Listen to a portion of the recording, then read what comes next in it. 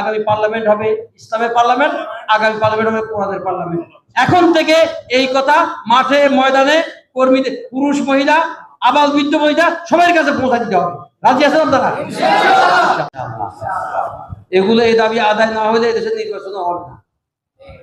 তোমরা যারা নির্বাচন করছো, তোমরা নির্বাচন সত্য দেখতে পারবে না।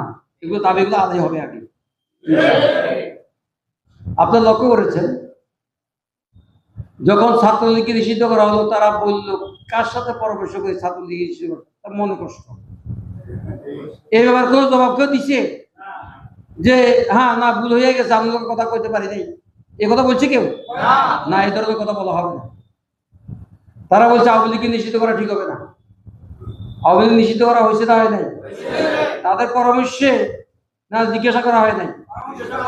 পরামর্শ ছাড়া জিজ্ঞাসা করা হয় নাই। এরকম আরো দাবি আছে, সব দাবি পূরণ হবে ইনশাআল্লাহ। এই জন্য 19 তারিখ আমাদের মহাসমাবেশে একত্রিত হবে। রাজি আছেন?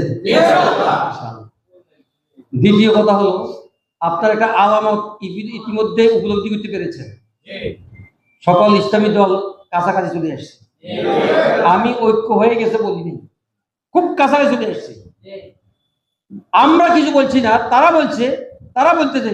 আপনারা শুনছেন, এগুলাতে ইউটিউবে চলে আসছে।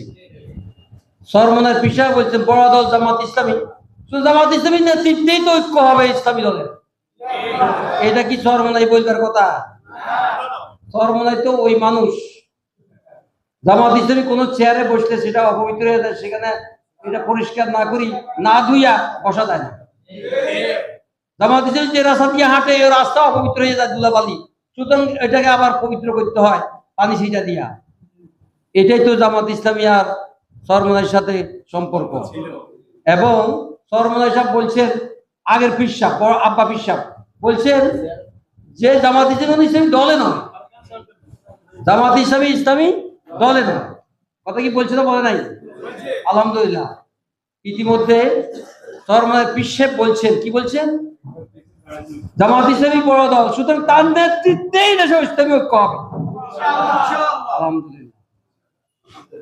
এবং খেলাফত মজলিসের আহমদ আব্দুল কাদের সাহেব, উনি একই কথা বলছেন। জিজ্ঞাসা সাংবাদিকেরা ঐক্য যে করছেন কার নেতৃত্বে, উনিও বলছেন বড় দল জামাত ইসলামীর নেতৃত্বেই ঐক্য হবে, ইসলামী ঐক্য ইনশাআল্লাহ। আমাদের মধ্যে মতভেদ থাকবে, মতান্তর থাকবে, কিন্তু কোরআনের পার্লামেন্টের জন্য, ইসলামী সরকার গঠনের জন্য আমরা কাছাকাছি চলে আসবো এবং আমরা একমতে গিয়ে কাজ করবো ইনশাআল্লাহ। তাহলে আগামী পার্লামেন্ট কিসের পার্লামেন্ট হবে? মাথার মধ্যে বড় দল ছোট দল আছে না? শেষ। কোন বড় দল কোন ছোট দল নাই, সামনে একটা দল। এদেশে যখন সকল ইসলামী দল এক হয়ে যাবে, জাতি এক হয়ে যাবে ইনশাআল্লাহ। সুতরাং আগামী নির্বাচন, এবং নির্বাচন হবে এভাবে, যেখানে এখন আমাদের 300 সিটের নির্বাচন আছে, তাই না? প্রার্থী কত সিট? 300 সিট। পিয়ার পদ্ধতি যদি হয় তাহলে তো 300 সিট থাকবে না, সব একটা হয়ে যাবে আসন, তাই না?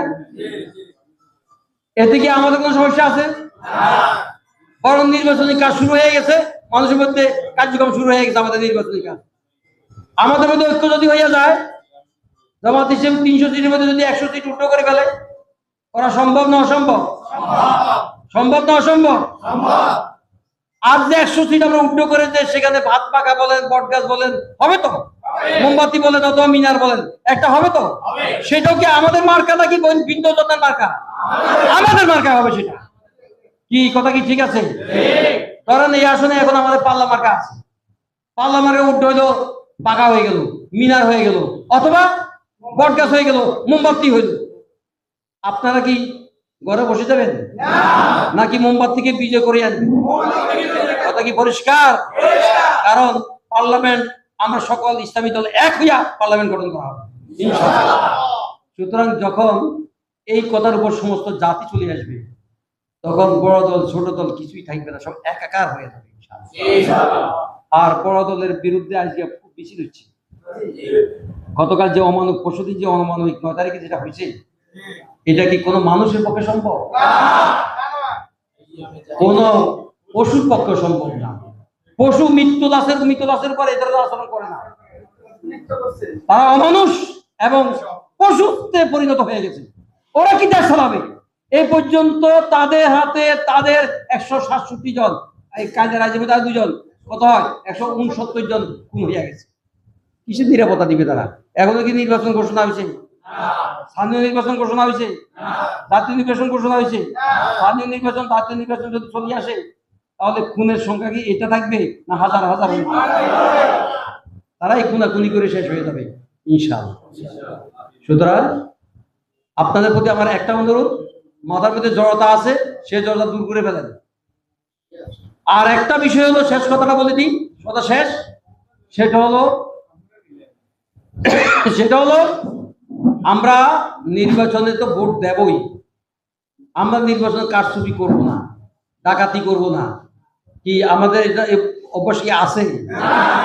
তবে একটা নতুন সিদ্ধান্ত আমাদের হয়েছে, আমরা কাউকে ডাকাতি অথবা কারচুপি করতে দেব না।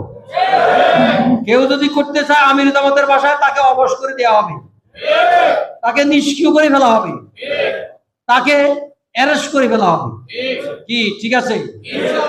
আমরা মেরে ফেলতে পারবো না, মেরে ফেলবো না, কি ঠিক আছে?